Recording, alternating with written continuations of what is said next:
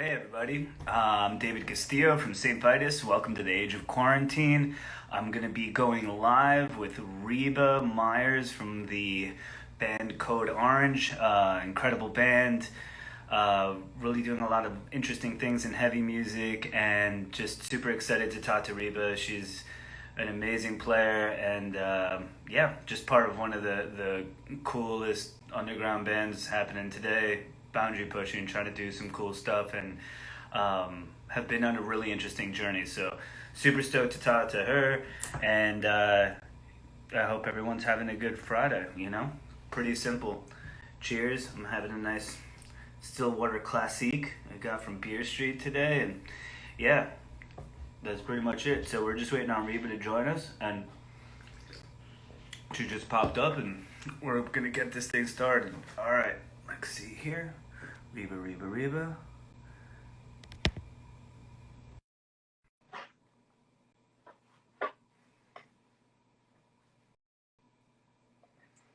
Waiting, connecting.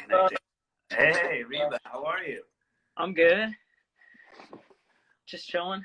Just chilling. Well, thank you for joining us on Age of Quarantine tonight. It's cool to see you. It's been quite some time since we've had a chance to catch up. And yeah, so, these things are an hour long. We take a little journey through your musical past and history and stuff like that. But usually what I like to do is just start the interviews pretty simply with just, if you're at home, where's home right now? Pittsburgh. So still in Pittsburgh. And if you weren't at home right now, do you know where you would be? On tour, I'm sure. I think we were between tours right now. We were supposed to do a tour with Slipknot, and that was over like this month, so probably just getting back from that. Got it. Cool. So that's basically where we're at there. So basically, I like to just sort of start at the beginning. So I want to, ask you first, what was kind of some early memories when you were a kid that you can just remember just first really being attracted to music? Well, I was like, in elementary school, I just played music at school, and I mean, I definitely loved it. It took a while for it to like click in with me. I probably got like 5th grade is when I started really like listening to bands and stuff, and caring about like what bands I liked, and like starting to show like myself through the music I listened to, if that makes sense. And then in 6th grade, I met Jamie, and we kind of just started getting into stuff together, and that's when it was like obsession level.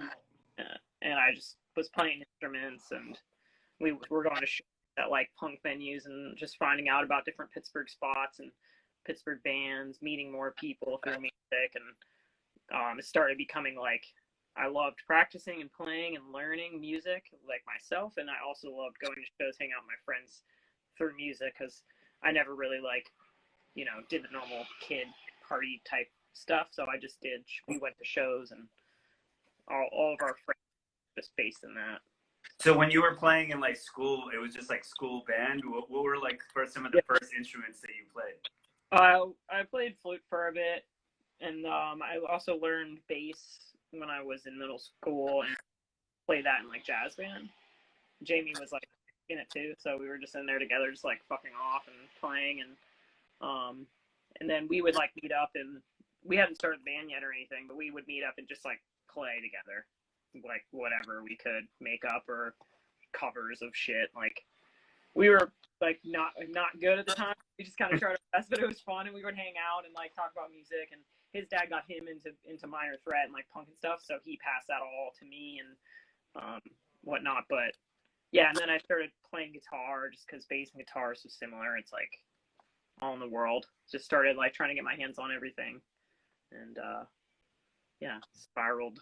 Yeah, for sure. It's just kind of interesting to me because it's always like what those earliest connections are to music, and they kind of like just stick with you. And it's kind of cool that you and Jamie have been together that long since you were literally kids. It's like, like I asked Keith Buckley. I mean, he's just like, Jordan was there. We grew up together, and like the whole thing just evolved out of obviously their legitimate brotherhood, but sometimes when you're playing with other people, you become a family through music in a bit of a different way, right? Yes, definitely. And like it, it helped us so our taste grew together too. And there was never a time where it was like one of us liked a band and the other one didn't know about it. It's like it just every time our music taste would grow, they would grow together. And we have like our differences, but a lot of things align. And we've just been playing together for so fucking long. It's like second nature. We think very similarly in music, and the same with meeting the other guys. Like it wasn't that much later. It was like 3 years later we met the rest of them and started treating it the same way. And just it was like a constant, like someone comes into the crew, they bring their music tastes with them, and it like melds into this pot. It's kind of like, I don't know, America or something. But like, sure. So if I'm getting this right, was there like ever a band before Code Orange Kids, or then was that like, is this the first you've ever been in? Yeah, we've been through so many like sonic changes and stuff, but yeah, in ninth grade was when we really started the band because we met Eric and Joe. And Joe actually wasn't in the band yet, but I like to just imagine that he was because he was always there. But yeah, we started the band in ninth grade. So. Damn, that's crazy. So your high school band is Code Orange, the band that it is today. Like I usually, some people are like, yeah, I was in a ska band, and and then I think it was like that though. Like it was punk as fuck, like street punk when we were kids. We just never, like, why reinvent yourselves fully? Like we did a bit reinvent ourselves like every time we would put something out, but it would be like just, I don't know, it was just who we are, so we didn't want to start something new because it just didn't make sense for us. And plus, it's organically out of the area and your crew and the people that you were with. How would you describe the Pittsburgh scene that you guys kind of came out of? How was that? How did that feel back when you guys were, It was sick. It was sick. I mean, it was pretty like grimy at the time. Like early on, we would just really play little DIY spots or like, weird places that would just let us have shows there sometimes. And, there would be a pretty good mix of different kinds of stuff. Like all the bands are a bit more on the punker side of hardcore. Definitely like, there's those bands like Os Rotten and like Caustic Christ and stuff are popular amongst like the punk scene. And I think that kind of seeped in, and that was like more of the scene that we were part of.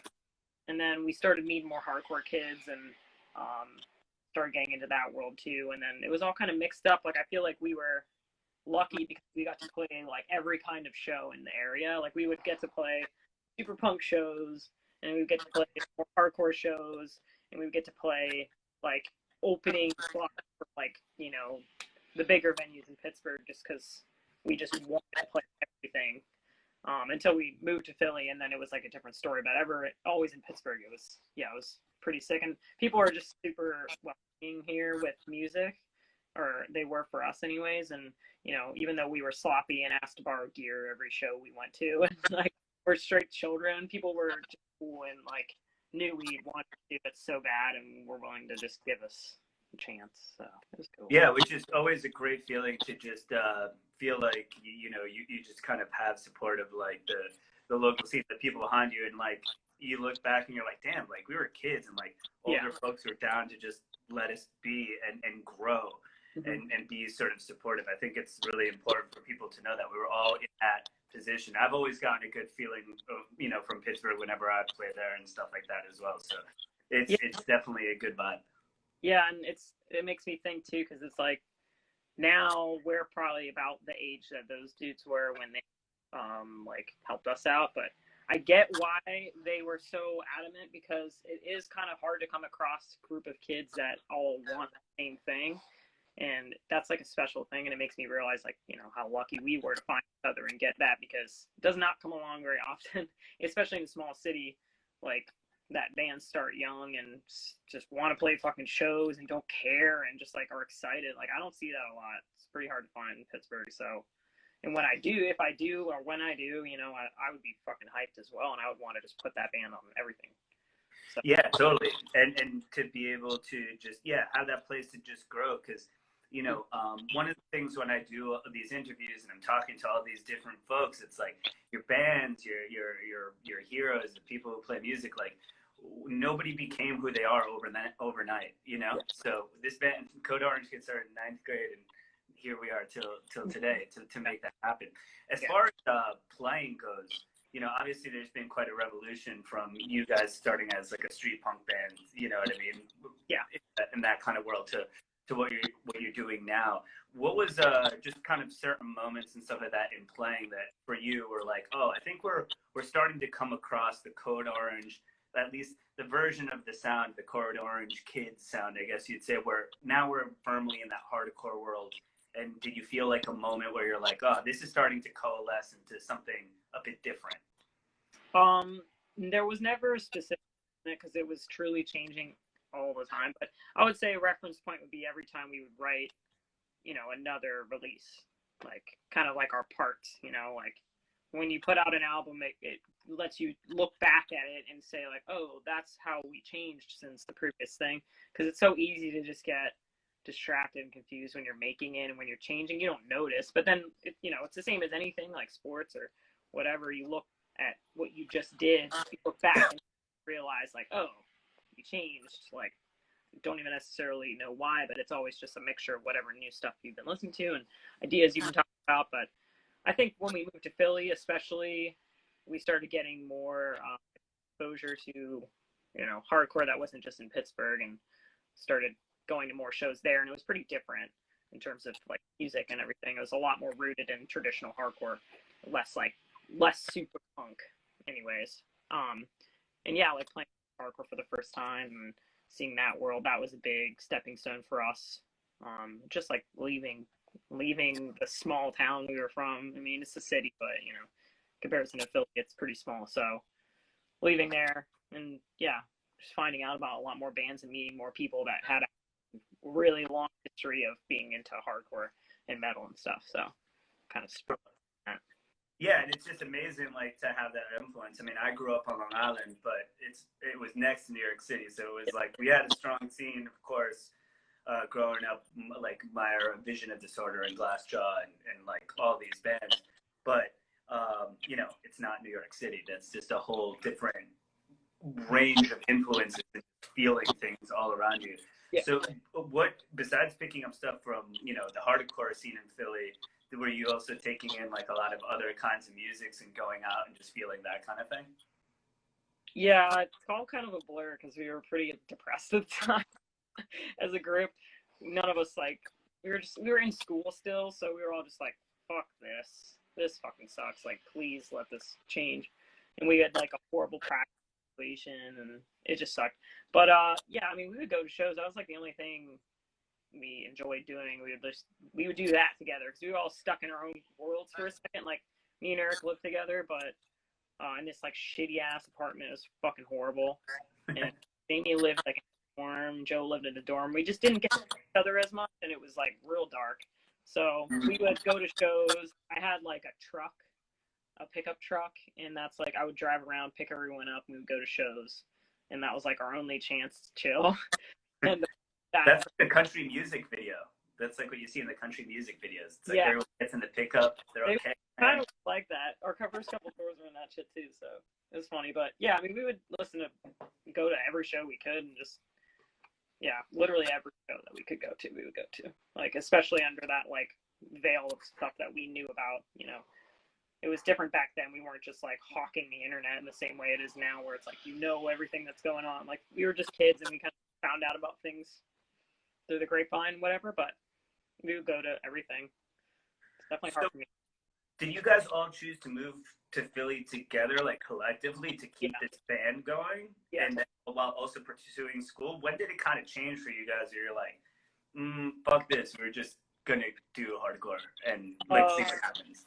Well, we just got a full US tour situation, and we did that and kind of just were like, how the fuck are we, like, I remember we put all of our like what do you call it, leave of absence into school, and we did the US tour, and we were just like, okay, we're never going back. Like, this, it just started spiraling. Like, we got on Death Wish on that tour, and that was when we were first like, okay, people are accepting us, like, as a band, that we could really do this. So we were just like, fuck it, we're gonna keep touring and just drop out. And it just made sense to go back to Pittsburgh because Philly's expensive as fuck, and you don't make any money on tour. So how are you supposed to live? I don't know if people do it, but you'd have to get a job. But none of us wanted to do that, so we wanted to focus on the band. And we knew if we moved back to Pittsburgh, we could focus. And yeah, it just kind of happened really, really quickly. Like we were not there for very long. We immediately went at it. Yeah, I mean, to me, like my impression of Code Orange, just like as a band, but like a group of people too. And well, with knowing you guys a little bit and seeing you guys play and grow and stuff like that, it feels like a commune, you know, because you guys, there's a very DIY aesthetic in terms of everything that you guys make, from merch and everything else like that. And like a lot of people don't realize the rest of the aspects of the band that go into it, design and merch, video, logistics and stuff like that. So taking all of that under your own kind of control it's a lot of time and stuff like that. Could you talk a little bit about kind of the ethic and the reason why you keep a lot of this stuff in-house? Yeah, I mean, you know, it started from that time when it was like, that's just how you did it, or it wasn't done. You know, we that's how it is, DIY shit. I mean, you know, if you're in it, you know how it is, and you just do everything yourself because you don't have like that support system of like professional support system. You just do it all. We're all so close that we have a very similar vision for how things need to look and feel and be. And we've been growing that since then. And now we know so much about like how things are really done, like technically. And we've had a lot of time to learn that. And with the tools like offered to us via the internet, it's just like, why wouldn't you learn this shit that's going to improve your band and make it more of a life and less of just like music, you know? And we're all just intrigued by all those things, and it's so fun, and it helps. As opposed to someone who sort of gets what you're doing, making your designs or thinking of like the bigger picture ideas. If your group does it, it's just gonna make it even better and even more locked in, make more sense, and be able to get across your ideas. You know, so we just always have to that way and just enjoy it. I mean, I love doing that too. Whenever you get distracted from music, or you're just not having good ideas, or you just put an album out and you're like, okay, what now? Instead of just sitting around, you know, other than practicing, we work on merch and design and record and do everything that we can.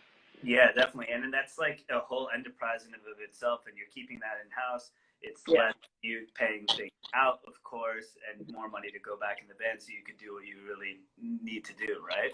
Yeah. And it's just like it's almost like putting investments into your own self. And we are able to then learn these skills that are going to carry across for our entire lives. And I know I wouldn't have learned a lot of the skills I have if it weren't for forcing ourselves to do it all. You know, if you just ask someone to do something for you, you're never going to learn. At the same time, you know, even if there are things where in time we have the resources to get assistance, it just makes it better when you understand like how it works. Like Sure. you're talking to a sound guy and you're trying to explain to him how you know, how you want your band to sound. If you understand sound and you understand how it works and know kind of the general idea, you're going to be able to get your ideas across so much clearer to that person, and it's going to make the overall process better, as opposed to just being like, like, can you make it sound heavier? Yeah, absolutely. It's like, and all these things have its own vernacular and different things like that. And I mean, I think similarly to you, I mean, I went to school for philosophy and I own Saint Vitus, you know, and most of the things that I'm applying to have been lessons that I've learned in playing in music and doing independent shows since I was a kid till now, you know, and I'm in my late 30s. So in learning those things, you learn a lot of different facets from how to deal with, you know, maybe designers or soundmen and things of that nature too.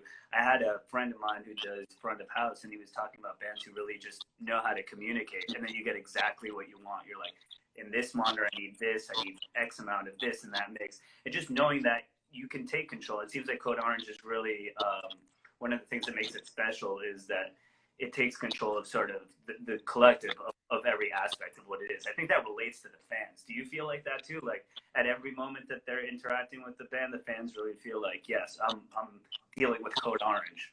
Yeah, for sure. I mean, and just in a live setting, you're able to kind of feel whenever the band is really like in it for themselves as opposed to just doing it like, you know, playing some songs or playing songs they don't really like. It's like we've all grinded so hard for this band, like it's literally like everything to us. And I can tell whenever bands have that, so I'm assuming people can tell we do, or I hope that they, because there's a real difference between just like a band of people that are, you know, some of them feeling it, some of them are. It's like we're super invested in this, and actually I think that's somewhat intimidating and angry to some people, but for us it's like sick, and I think our fans get that and like that about us. So I think so.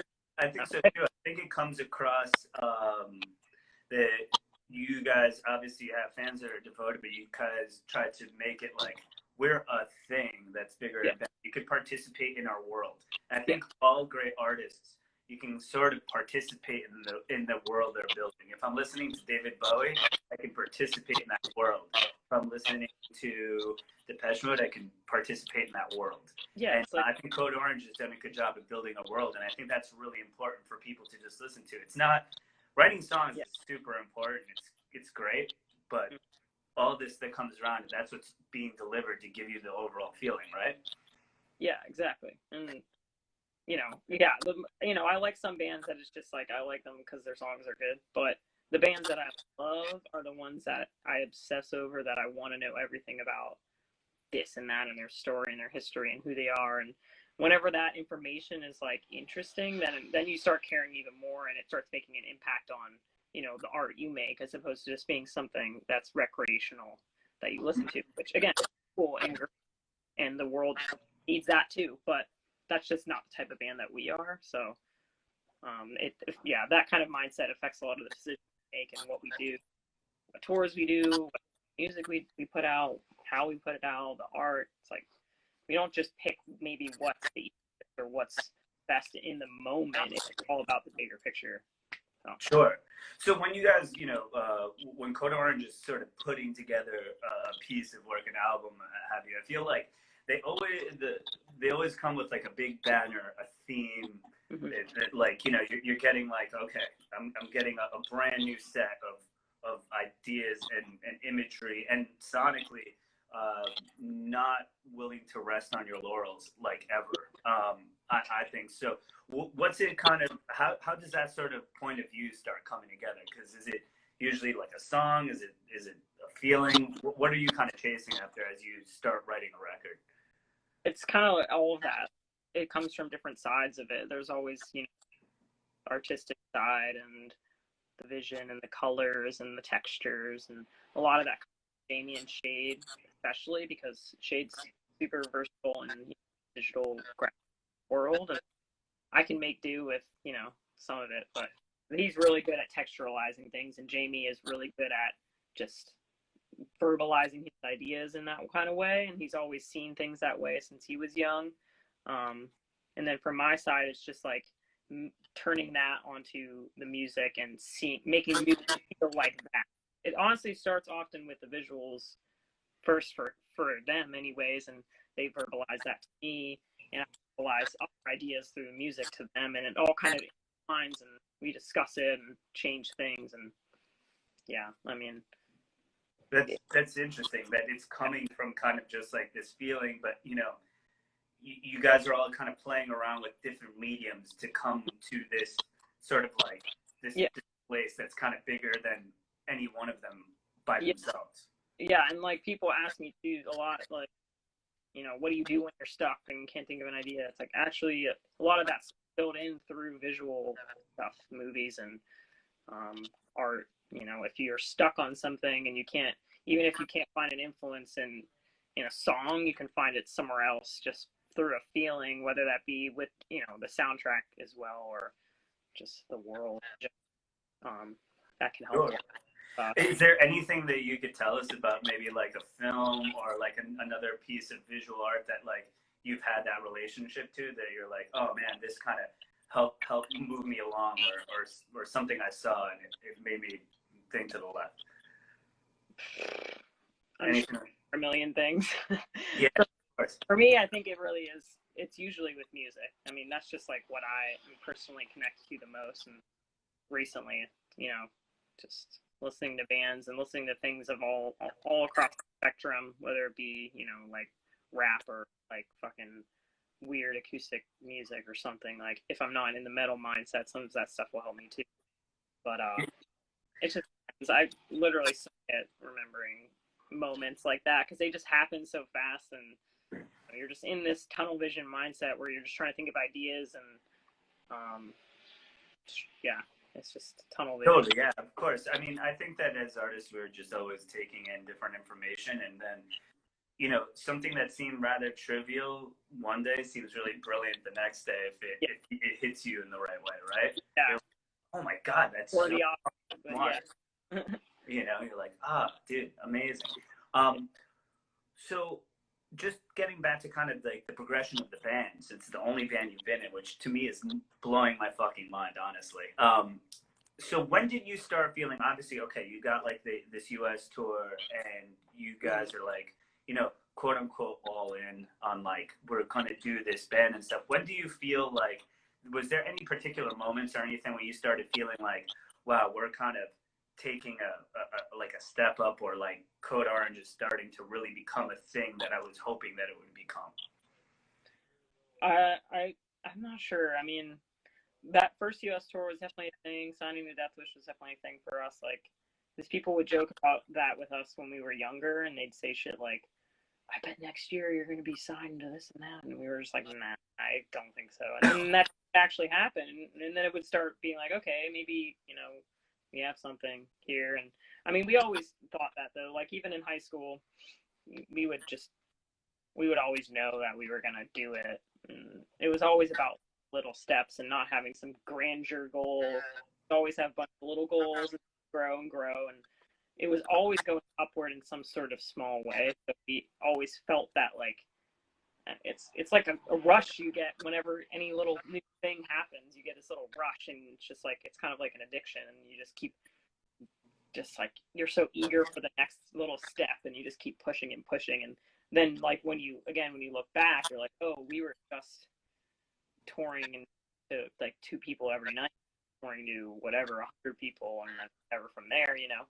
And you look back and you realize, oh shit, we've grown a lot since then.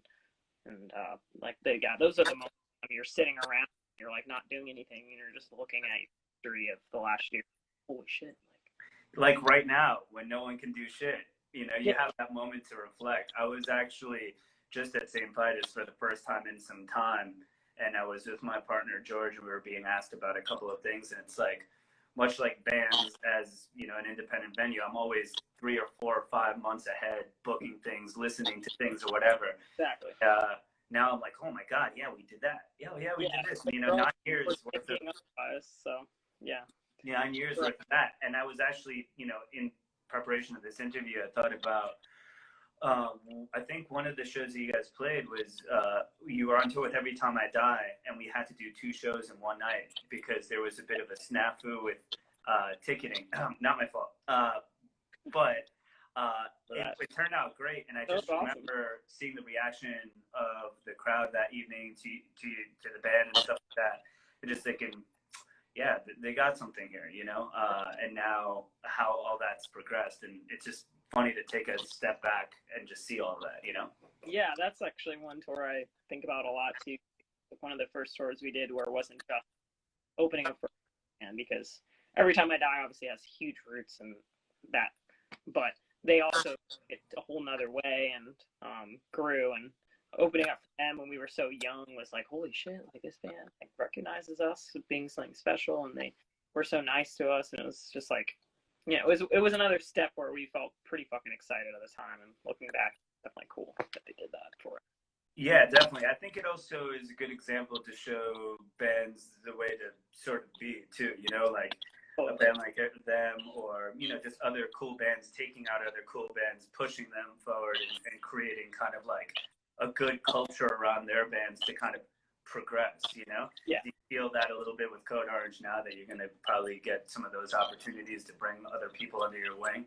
Yeah, I mean, definitely try to, for sure. I mean, it's weird too, though, because we're still pretty young, so a lot of times we take bands out that are newer, but they're our age, so we feel kind of weird being like this is how it goes. Like, we've been doing this for 10 fucking years. Like, well, we're still like 26, but so we try to kind of just chill, but hopefully we've influenced some people. I mean, I think we've learned a lot from bands and how to actually be professional and like sound good, which we're still learning, but having the right gear and doing all that type of shit. Because, you know, when you're from punk, you just fucking do literally whatever you have is sitting around and you use it. You don't have like money or help, but touring with bands, like Every Time I Die, you know, with guitars and stuff like that, Andy always hooked us up with ideas and literal physical amps and shit, and he would give us stuff and teach us like how to do it properly. And then going from there, like Gojira and like metal bands, we would learn a lot from them and how to be on a bigger stage and how to actually, you know, be professional in that kind of environment. So hopefully Gojira is one of the best sounding bands I've ever heard at Saint Vitus. Yeah, I know, they're insane, and there's reason they know what they're doing. But yeah, they're amazing. Yeah, for sure. And it's interesting, you know, just there's levels to that game. And, you know, to your point though, you know, Reba, it's like, I may be older than you are, but I've toured literally probably 10% of the amount that you did. So I could probably learn plenty of things from you guys. So, and I think you guys are at the stature now too, of course, where, you know, you're going to be putting together a lot of your own stuff in your own image, you know, sooner than later. But, and, you know, echoed on this program as well, different times, like talking to Hoya from Madball and him just being like, yo, Obituary taught us a ton of shit back in the day, you know, then you see how that sort of kind of has worked. And it's always really interesting to see the different bands that have sort of helped others along the way. Yeah, and I'll fucking learn from some young kids too, of course. New bands stuff, sometimes they'll come in doing either super innovative shit where I'm like, fuck, like, I thought about it like that, or they'll simplify something in a way where it's like, why are we doing that so in such complicated of a way? We really thought too hard about this. Like, they're just doing it. It just happens. And sometimes you have to take a step back too from bands that just got into it and maybe don't know what they're doing, but, you know, have something fresh to offer. Sure. So in terms of just playing and stuff, one thing that I always am sort of curious about in terms of just, you know, as the band has sort of progressed and stuff, it definitely came out of hardcore, right? Yeah. But then now I think Code Orange has sort of moved into different spaces sonically and everything else like that. How does it feel to sort of like be big in a particular kind of scene and then kind of grow out of that? Were there growing pains to that, or were you guys always kind of in your own world a little bit more and feeling like, you know what, we're just making this for ourselves and we're going to tune this out?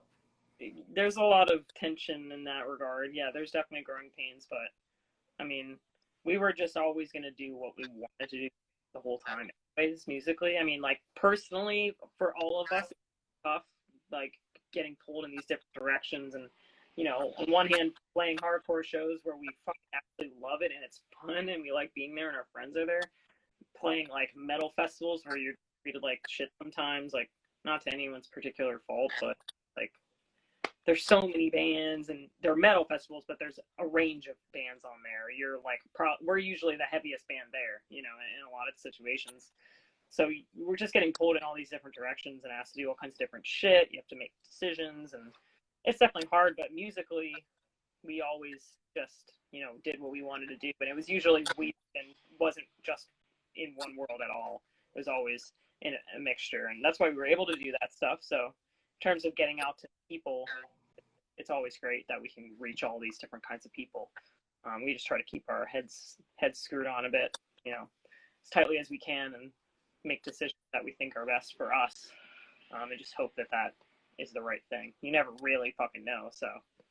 Yeah, I mean, and art in a lot of ways is just, you know, it's a selfish act in a lot of ways. You're making what you want, and then hopefully, you know, it translates and you kind of continue to create, you know, like Steve from Neurosis, when he was on here, is like, dude, I live in a cabin in the woods, man. I'm like, I'm just making shit. And like, you know, like whereas other people, and Neurosis kind of, in a way, is its own like lone wolf sort of band, which like, I feel like you guys are, even though born out of hardcore, it's sonically and visually moving in so many different ways.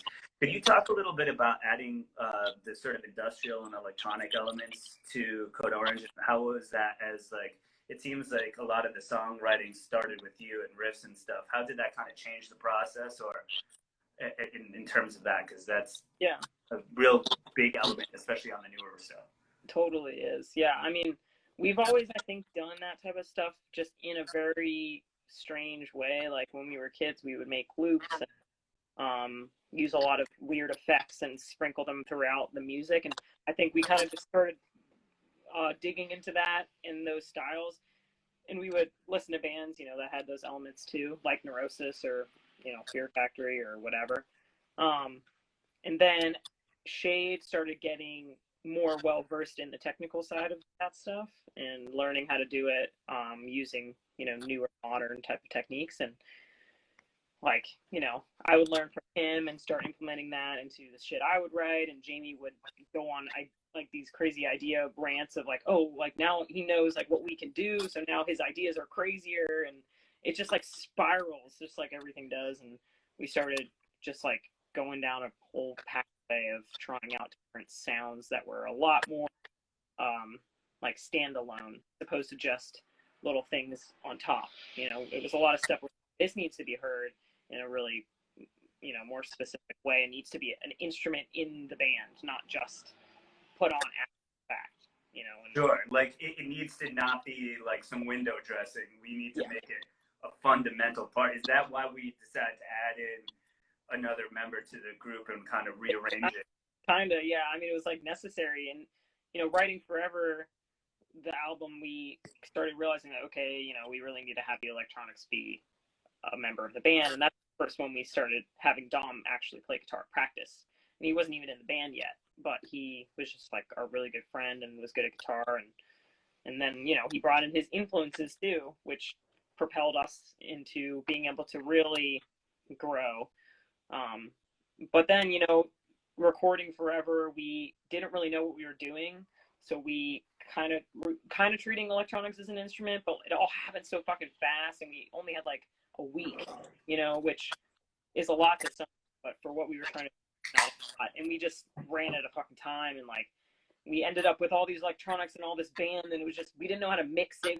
No one knew what the fuck. It was like, how do you even do this? How do you put this in a band and make it sound like we're imagining it? We didn't even know how.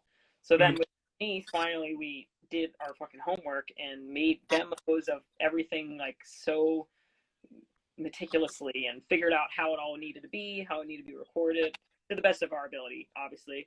But, you know, whilst keeping the energy of the songs, which could, you know, we didn't want that to be lost. So we spent a lot of time on that, and yeah, and Shade just kept getting better and better at his craft, and we all kind of started thinking through that lens with the electronics as being such an integral part in the industrial element. I honestly think it's gone far past the industrial element aspect. Like, people use that term because there's not really a term for it, but I just, you know, think right. Let's talk about it. It's like, that sounds so antiquated, you know, industrial. It's like, that just makes me think 90s. It's like, it's not really like that at all. It is, in a sense, like some callbacks, but that's not, it's modern. It's just, you know, there's no fucking word for it. Yeah, I think that it's hard for people to qualify it as well. You know, like I make techno music under the name Confines, and I make electronic music, and you know, that's really like one thing here. But like, in the context of metal, I feel like it's always like this construct, like a Godflesh construct or a Fear Factory construct. But when I hear the way that you guys are sort of approaching it and stuff like that, I'm like, when you were talking about hip hop and other things like that, and the kind of newer breeds of hip hop that are coming in that have so much heaviness to them, to those sorts of musics, whether it's trap or it's even like, you know, stuff like Death Grips and stuff like that, that pushes sort of like the sonic noise hip hop kind of element. I feel like that's really what you guys are mining, more than like, hey, we're sounding like Skinny Puppy or something, right? Yeah, but that shit's fucking in there too. You know, it's all in there. But yeah, you know, I feel like it's a new thing. It's not, you know, it's not just, it's gone much past the industrial element. And I think whenever a little more time passes and people look back at what happened in this age, they'll probably be able to put a better, you know, explanation of it all. But for now, you know, we just do what we fucking love to do and think it sounds sick and try to push it as far as we can while still, music that's good in a general way. So hope it's working. Is there, like, now that you are pushing this sort of electronic element as a root of the band, what's it like as far as writing a song? Is it more like everything's sort of like more studio-based feeling, or is there still like a lot of jamming that just kind of happens?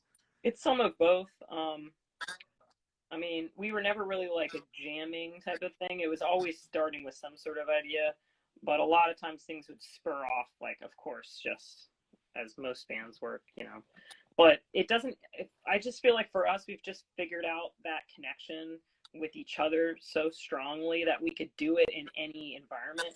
Like, for some people, maybe writing a song on the computer would fuck them up and they would make it all weird and it wouldn't work. But, like, for me and Jamie, or for Jamie and Shade, or for me, Jamie and Shade, Dom, like, Joe, all of us, it's like, if we're in a room together, no matter what the tools are, as long as we have this connection with each other, like, we'll be able to do something cool. And sometimes it'll be in the room. It's super hard in the room because the electronic element, it's like, it's really hard to have access to what you need to, to do that.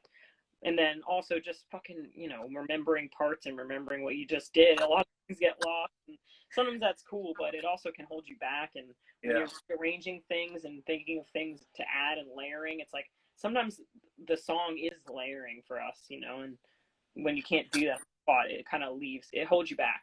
But at the same time, though, you want to keep that simple ass hard shit in there. And we just have to make sure that we, are looking at like that, whether we're in the room or whether we're in the living room, on the computers and shit. We always have.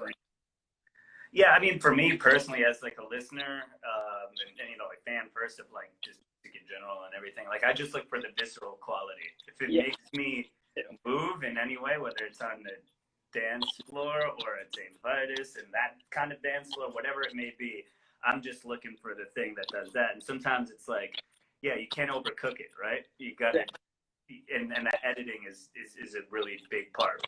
Yes, it's a huge part, and it's honestly like takes more time to make something sound like it just like was off the get-go, off the jump, than it is to like make it perfect. It's easier to make it perfect nowadays with the tools you have. You can easily fucking chop shit up, line it up.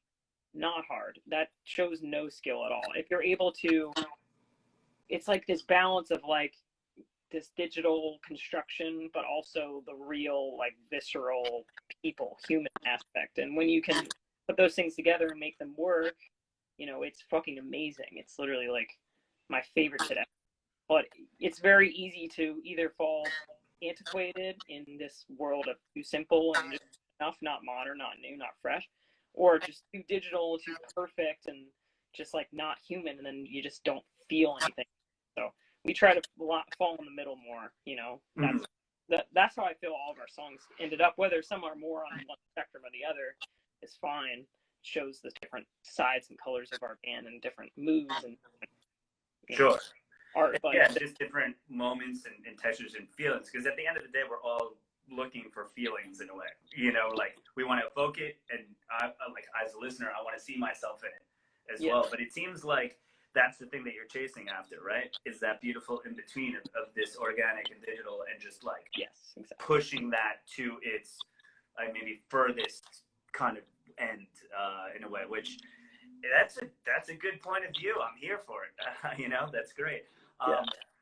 As far as stuff outside of the band, seems like the band and the organization of the band and those sorts of things this is obviously a huge part of your life. But what are other things outside of those constructs for yourself that you do? Another thing. Great What's question. going on here? I ask myself that every day. What the fuck am I doing? I don't know. I mean, I'll get excited about this or that, random shit, and go on tangents of things, but there's never really any time to dedicate to something other than this. And I use the outside world to inspire me, but it's always kind of just leading back to this in the end. It's like I'll be obsessed with something for a minute, whether it be a movie or a sport or something, but then it always is just like, oh, I was just doing that to like connect this in the end, just to like see someone else's world for a second and realize, oh, it's so similar to this. Like now I can use that as an inspiration.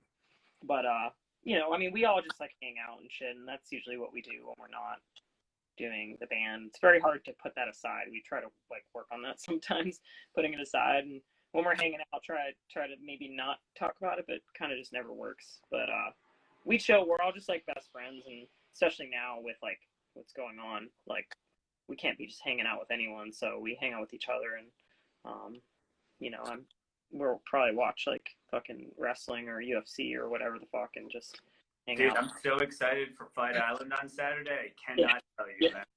Yeah. Holy shit. Cannot wait. Like, beyond, man. Now that Masvidal is in, not on. I'm so happy. But, so yeah, as you were saying, obviously, you guys hang out, like, you're so together now. What did it feel like, kind of, having this album come out and then the world kind of shutting down in this very dramatic way, and then you guys doing your record release with, like, on video and stuff? How does it feel like kind of coming to this artistic high point? But It was fucking wild. I mean, that like couple days when it first happened, I was definitely like just so confused and just like so disoriented and like running on no fucking sleep because we were just all like in panic mode, like what the fuck's happening? Like, and we were trying to plan this fucking release show, and it was just insane. But I was psyched. I mean, we had worked so hard on this record, harder than we had on anything ever. So, and I was just excited about it. I love it, and I was finally, we were able to get it out there, and like the timing was honestly very ironic for us because of how just the album is almost like an apocalyptic album, and it just made sense. So it was all a rush, but now I think, starting to be able to look back at it a little bit, but we've kind of just been moving in just another way. We just changed directions, and we've still been working like pretty fucking hard, just in a different mindset of like, goals. But it was, it worked out. We got it out there. That didn't get held back, and I'm glad for that. So. Yeah, and honestly, in a way as well, I think people have more time to sit with music in maybe in a more thoughtful way, as opposed to letting it just sort of play while they're running around in their lives. Yeah. Reflection is a big part of being with yourself in this sort of pandemic, right? So you've given us the gift of this record so we can all enjoy it at the very least, which is really cool. A lot of music didn't end up coming out.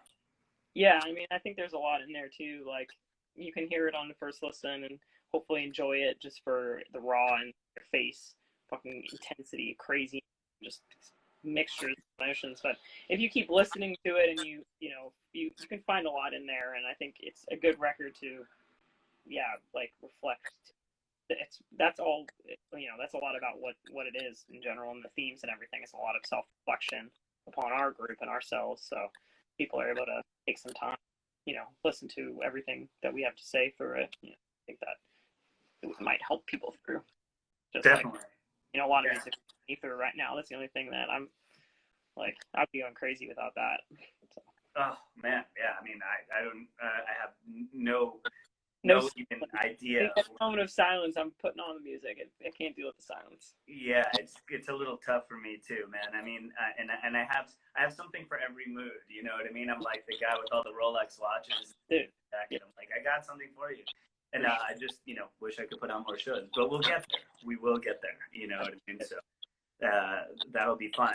How have you guys pivoted? Like you said, you're working still really, hard on the band. What has that energy been sort of redirected to? Fucking live stream. We're trying to treat the live stream so more as like, a bigger picture thing, more kind of as TV. And I really like that about it. And as opposed to just having everything be super casual, which it is still more casual, but, because it kind of just has to be, but we still try to make it, make sense when you look back, kind of like an artistic thing, as opposed to just random. And, we did our first stream, and that was kind of what spurred us off, and we've been doing a big series of You and You Alone on Twitch, and just kind of showing the different elements. Our record came out, so we were able to start explaining like what went into that, and we've done a live stream with each person in the band. We just did like our one last week with Dom, and that was his one finally. So now everyone's done one. where we've been able to kind of talk about each person's like particular specialty in the band and what they do, and get all that out there into the world. And now we have a stream planned for the end of the month where we're doing kind of MTV Unplugged style, but reimagined songs and a whole set, you know, a whole thing with full production and everything. And we're working really hard at that right now. So that's dope. Yeah, it's amazing. I think that in these particular times of, you know, just really feeling the world is on fire in so many different ways around us, whether it be racial justice or it be pandemic and health and stuff like that, to have that sort of outlet to sort of bring to people seems to be really strong. And the comments are blowing up right now saying how much people are appreciating, you know, all the live streaming and just putting in the effort too. Because I think a lot of people still want bands and to interact with their favorite artists, right?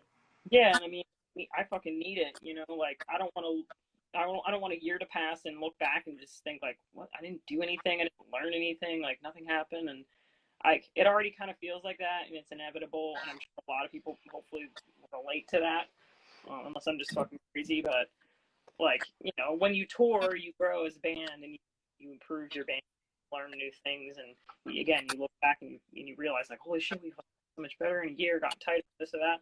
I don't want to look back on 2020 and just think like, what the fuck.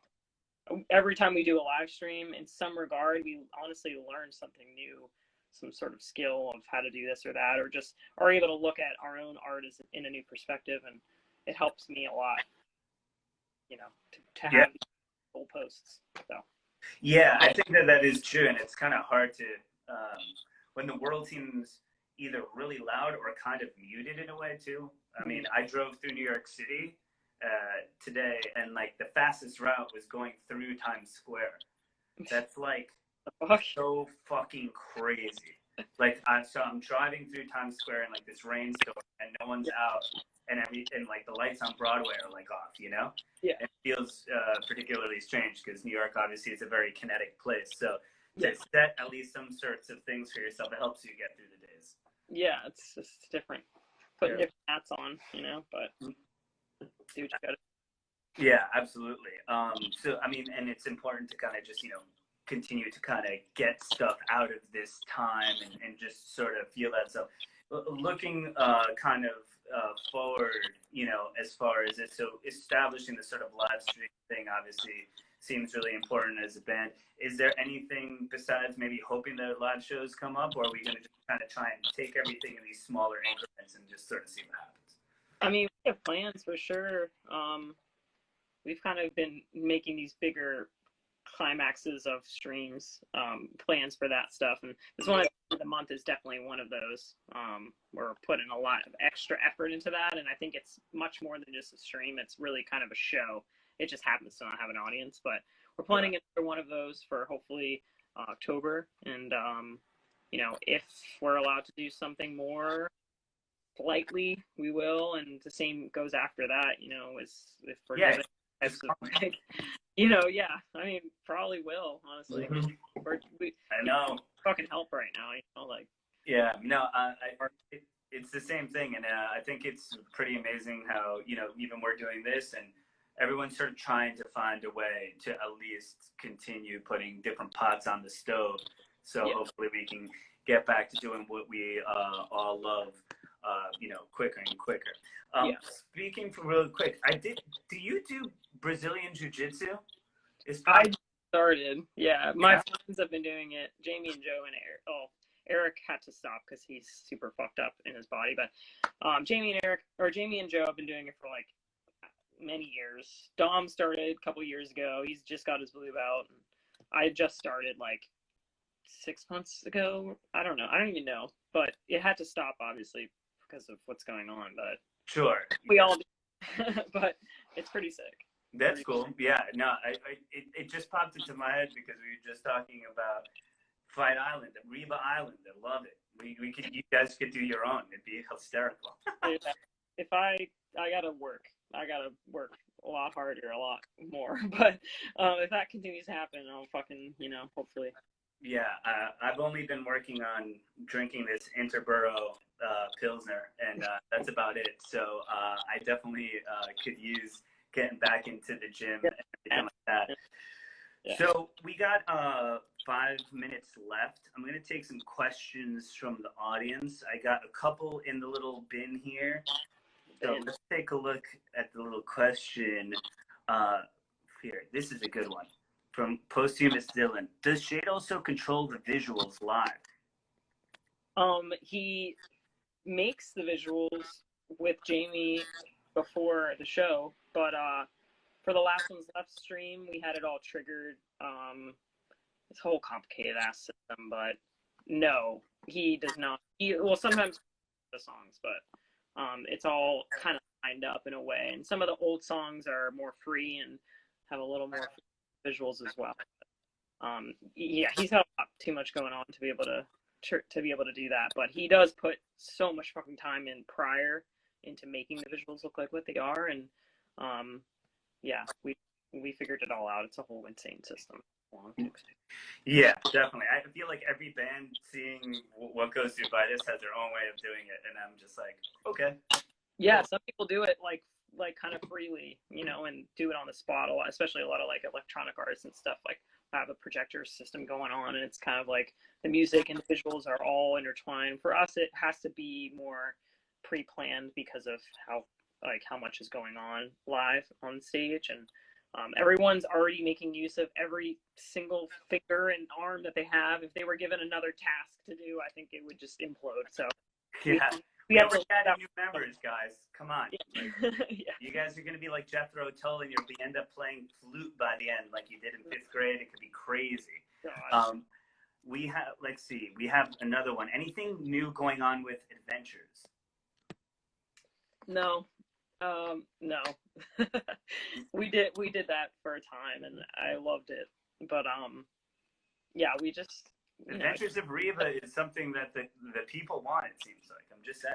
That's nice to know. I mean, at the time, it didn't feel like anyone gave a fuck, so I'm glad people care now. That's sick.